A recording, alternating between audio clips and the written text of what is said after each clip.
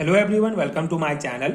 आज हम इस वीडियो में kinetic application of valence bond and crystal field theory topic detail में डिस्कस करेंगे, जो इनऑर्गेनिक केमिस्ट्री का अगेन एक बहुत इंपॉर्टेंट टॉपिक है, एक इंपॉर्टेंट कॉन्सेप्ट है। सो इस पर्टिकुलर वीडियो में हम डिटेल में समझेंगे कि वैलेंस बॉन्ड थ्योरी किसी कॉम्प्लेक्स के इनर्टनेस एंड लेबिलिटी को किस प्रकार से एक्सप्लेन करता है। इस टॉपिक का प्रॉपर नोट्स आपको प्रोवाइड करूंगा, जो आपके एग्जाम प्रिपरेशन के लिए बहुत हेल्पफुल होगा। तो स्टार्ट करते हैं इसके बेसिक कॉन्सेप्ट से कि लेबाइल एंड इनर्ट कॉम्प्लेक्स क्या होता है। So the term labile and inert show the rate at which the substitution of one ligand by others occur. This terms represent the kinetic stability of complexes. Two theories, valence bond and crystal field theory, provide explanation for lability and inertness of the complex। ठीक है। सो पिछले video में हमने detail में concept समझा है कि labile and inert complex क्या होते हैं, कौन कौन से फैक्टर्स इनको अफेक्ट करते हैं। आज हम एक बार रिकॉल कर लेते हैं। तो बहुत सिंपल सा कॉन्सेप्ट है, बेसिक आपको पता है कि जब कोई लिगेंड अपना इलेक्ट्रॉन पेयर मेटल को डोनेट करता है तो एक कोऑर्डिनेट कॉम्प्लेक्स बॉन्ड का फॉर्मेशन होता है मेटल एंड लिगेंड के बीच, एंड एक कॉम्प्लेक्स बनता है जिसको ट्रांजिशन मेटल कॉम्प्लेक्स कहा जाता है। ठीक है। तो जब ये लिगेंड, मान लेते हैं कि लिगेंड फर्स्ट जो है इस मेटल के साथ जुड़ा हुआ है, तो इस लिगेंड फर्स्ट को जो है लिगेंड 2 सब्स्टिट्यूट करेगा। ठीक है। इस लिगेंड फर्स्ट के जगह आके लिगेंड 2 जुड़ जाएगा, तो इसको लिगेंड सब्स्टिट्यूशन कहा जाता है।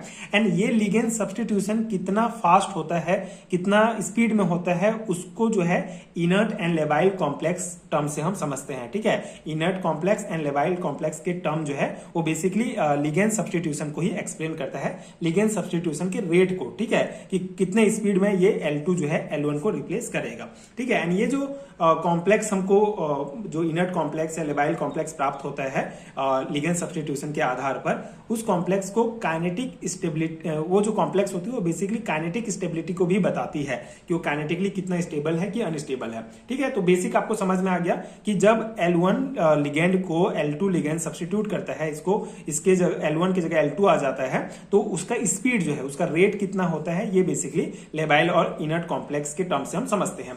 जैसे अगर हम इनर्ट कॉम्प्लेक्स की बात करें, इनर्ट कॉम्प्लेक्स क्या होता है, तो ये जो लिगेंड सब्स्टिट्यूशन जो है यहाँ पे इनर्ट कॉम्प्लेक्स के केस में बहुत स्लो होता है। ठीक है। ये L2 जो है L1 को बहुत स्लो स्पीड में जो है रिप्लेस करेगा, तो उस कॉम्प्लेक्स को इनर्ट कॉम्प्लेक्स कहा जाता है, और ये जो है काइनेटिकली जो है बहुत ज्यादा स्टेबल होता है।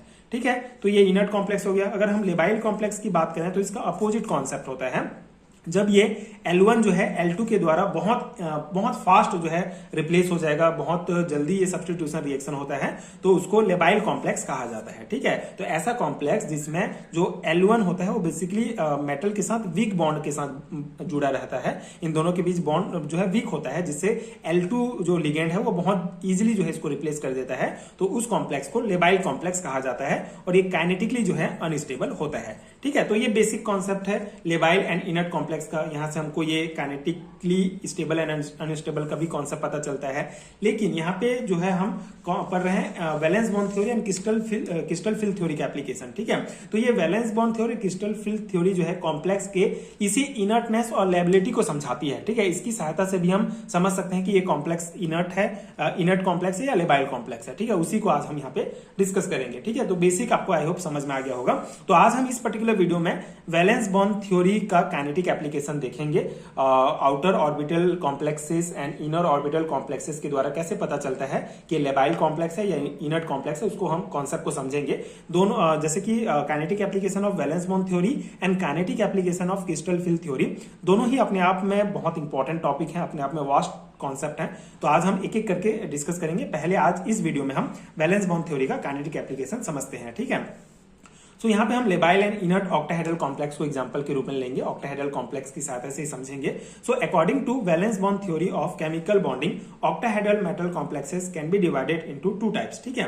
तो valence bond theory of chemical bonding के अनुसार ऑक्टाहेड्रल मेटल कॉम्प्लेक्स को 2 टाइप में डिवाइड किया गया है, outer orbital complexes and inner orbital complexes. ठीक है। तो पहले हम आउटर ऑर्बिटल कॉम्प्लेक्स देखते हैं। तो आउटर ऑर्बिटल कॉम्प्लेक्स क्या होता है, इसके नाम से ही स्पष्ट है कि ऐसा कॉम्प्लेक्स जिसमें आउटर ऑक्टाहेड्रल ऑर्बिटल हाइब्रिडाइजेशंस में पार्टिसिपेट करते हैं, इन्हें आउटर ऑर्बिटल कॉम्प्लेक्स कहा जाता है।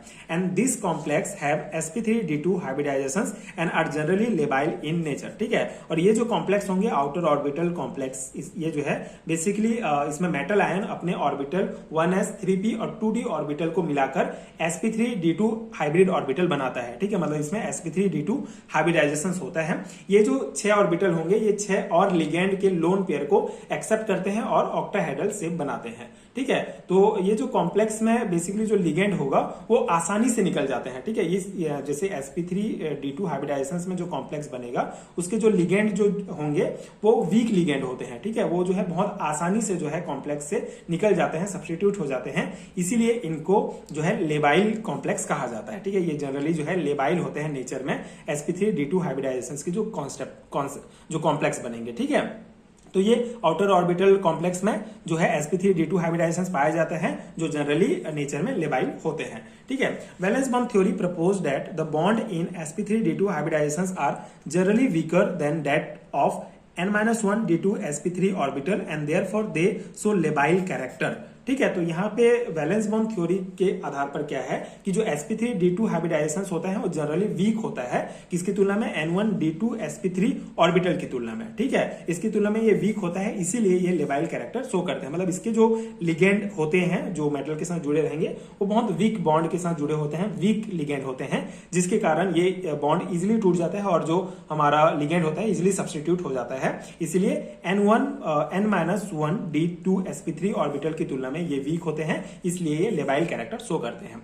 For example octahedral complexes of Mn2+ Fe2+ Cr2+ complex show fast ligand displacement, ठीक है। तो ये कुछ एग्जांपल हैं, ये ऑक्टाहेड्रल कॉम्प्लेक्सेस जो होंगे इनके ये basically fast ligand displacement show करते हैं, इसलिए ये हमारे वैलेंस बॉन्ड थ्योरी के आधार पर ये पता चलेगा कि ये जो हमारे कॉम्प्लेक्सेस हैं ये बेसिकली लेबाइल नेचर होते हैं। जो आउटर ऑर्बिटल कॉम्प्लेक्स होते हैं वो लेबाइल नेचर शो करते हैं, ठीक है। मतलब इसमें बहुत इजीली लिगेंड डिस्प्लेसमेंट हो जाता है, ठीक है। ये कॉन्सेप्ट हो गया। अब हम देखते हैं इनर ऑर्बिटल कॉम्प्लेक्स का कॉन्सेप्ट क्या होता है। बेसिकली 2 टाइप होते हैं, outer orbital complex and inner orbital complex. तो आउटर ऑर्बिटल कॉम्प्लेक्स में हमने क्या देखा कि sp3d2 हाइब्रिडाइजेशंस पाया जाता है और ये लेबाइल नेचर के होते हैं। एंड इनर ऑर्बिटल कॉम्प्लेक्स क्या होता है, since d2 sp3 hybrid orbital are filled with 6 electron pair donated by the ligand, dn electron of metal will occupy dxy dyz and dxz orbital, ठीक है। तो inner orbital complex में क्या है, इसमें 6 हाइब्रिड ऑर्बिटल जो है d2 sp3 बनाते हैं एंड इसमें 6 लिगेंड अपने लोन पेयर डोनेट करते हैं एंड हर ऑर्बिटल में एक पेयर आ जाता है और ऑक्टाहेड्रल कॉम्प्लेक्स का फॉर्मेशन होता है, ठीक है। अब यहाँ पे जो है हमारा dxy इसका कॉन्सेप्ट हम देख लेते हैं। बेसिकली ये जो हमारा है dxy dyz और dxz, ठीक है। ये जो ऑर्बिटल हैं इनको कहा जाता है T2g, ठीक है। T2g ऑर्बिटल होते हैं, इनका बेसिकली लोअर एनर्जी होता है। मतलब कि मतलब ये T2g जो है ये लोअर एनर्जी होता है और इसमें क्या है कि मेटल अपने इलेक्ट्रॉन जो है इन ऑर्बिटल में रखते हैं, ठीक है। जैसे यहाँ पे वही कॉन्सेप्ट कहा गया है कि जो मेटल के जो इलेक्ट्रॉन्स होंगे वो basically dxy dyz and dxz, जो हमारा T2g लोअर एनर्जी वाला जो ऑर्बिटल होता है उसमें मेटल के सभी इलेक्ट्रॉन ऑक्यूपाई रहते हैं, ठीक है, उसमें भरे रहते हैं। तो आगे कॉन्सेप्ट क्या है, अभी आपको बेसिक समझ में आ गया कि d2 sp3 हाइब्रिडाइजेशंस में पाया जाता है एंड ये जो है जो हमारा T2g वाला जो ऑर्बिटल है उसमें मेटल के इलेक्ट्रॉन्स रहते हैं, भरे रहते हैं, ठीक है। So this d2 sp3 hybrid orbital can form both inert or labile complex. In order to show lability, one orbital out of dxy dyz dxz must be empty so that it can accept another electron pair and can form 7 coordinate intermediate, which is necessary step for the associative pathway of ligand displacement, ठीक है।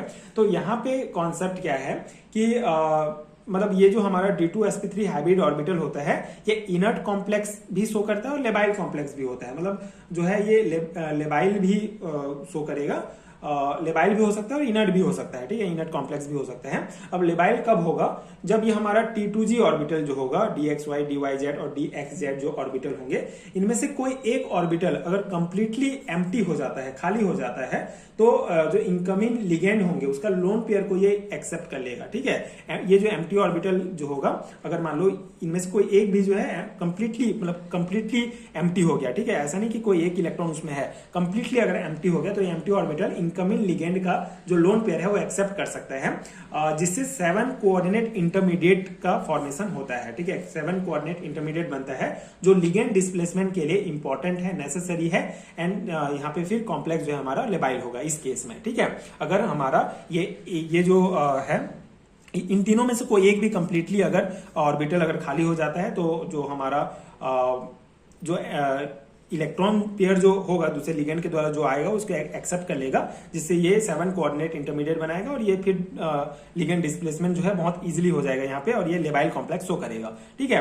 लेकिन on the other hand, if all the dxy dyz dxz orbital contain at least 1 electron, it will not be able to accept electron pair from the incoming ligand and hence it expected to show inert character, ठीक है। तो अब जैसे हमने labile समझ लिया, labile complex, अब inert complex कौन से केस में होगा, जब ये जो हमारा T2G वाला जो ऑर्बिटल है, इनमें से किसी भी ऑर्बिटल में अगर एक भी इलेक्ट्रॉन प्रेजेंट रहता है, कंटेन एटलीस्ट 1 इलेक्ट्रॉन, तो ये जो है इलेक्ट्रॉन पेयर को एक्सेप्ट नहीं कर सकता है, जो इनकमिंग लिगेंड से जो इलेक्ट्रॉन पेयर आएगा उसको एक्सेप्ट नहीं कर सकता है, और ये फिर इनर्ट कैरेक्टर शो करेगा, ठीक है, इनर्ट कॉम्प्लेक्स कहलाएगा, ठीक है। तो सिंपल सा कॉन्सेप्ट है, इनर्ट ऑर्बिटल कॉम्प्लेक्सेस जो है लेबाइल एंड इनर्ट दोनों जो है हो सकते हैं, दोनों फॉर्म में। ये जो हमारा D2sp3 हाइब्रिड ऑर्बिटल होता है दोनों फॉर्म में हो सकता है, इनर्ट वाले में एंड लेबाइल कॉम्प्लेक्स के केस में भी। लेबाइल कॉम्प्लेक्स में कब होगा, जब ये जो हमारे T2G ऑर्बिटल्स होंगे अगर कंप्लीटली खाली हो जाते हैं, तो जो इनकमिंग इलेक्ट्रॉन पेयर होगा उसको एक्सेप्ट कर सकते हैं और ये लेबाइल शो करेंगे। लेकिन अगर एक भी इलेक्ट्रॉन उसमें होता है तो वो जो है एक्सेप्ट नहीं कर सकते इलेक्ट्रॉन पेयर को, जिससे ये इनर्ट कैरेक्टर शो करेंगे, ठीक है। तो ये सिंपल सा कॉन्सेप्ट था, वैलेंस बॉन्ड थ्योरी का ये काइनेटिक एप्लीकेशन है, जिसमें हमने समझा outer orbital complex labile character show करते हैं and inner orbital complex labile and inert दोनों कैरेक्टर शो करते हैं, लेकिन इसके कुछ टर्म्स हैं, ठीक है। तो मेनली जो है इनर ऑर्बिटल कॉम्प्लेक्स जो है वो इनर्ट कैरेक्टर ही शो करते हैं, मतलब ज्यादा स्टेबल होते हैं, इजीली जो है इनका लिगेंड जो है डिस्प्लेसमेंट नहीं होता है, ठीक है, अगर D2sp3 हाइब्रिड ऑर्बिटल अगर इसमें है तो, ठीक है। तो ये हो गया हमारा basic concept kinetic application of valence bond theory. अगले वीडियो में हम डिटेल में समझेंगे कि kinetic application of crystal field theory क्या है, क्या कॉन्सेप्ट है, वो भी बहुत इंपॉर्टेंट टॉपिक है। अगर आपको वीडियो नहीं मिलेगा तो आप नीचे डिस्क्रिप्शन बॉक्स चेक कर सकते हैं, आपको इस चैप्टर का पूरा प्लेलिस्ट का लिंक मिल जाएगा, जहां से आप सभी वीडियोस को देख सकते हैं। ये पर्टिकुलर टॉपिक बेसिकली आपको reaction mechanism of transition metal complexes unit में देखने को मिलेगा, जो बहुत इंपॉर्टेंट यूनिट है BSc and MSc semester exams के लिए।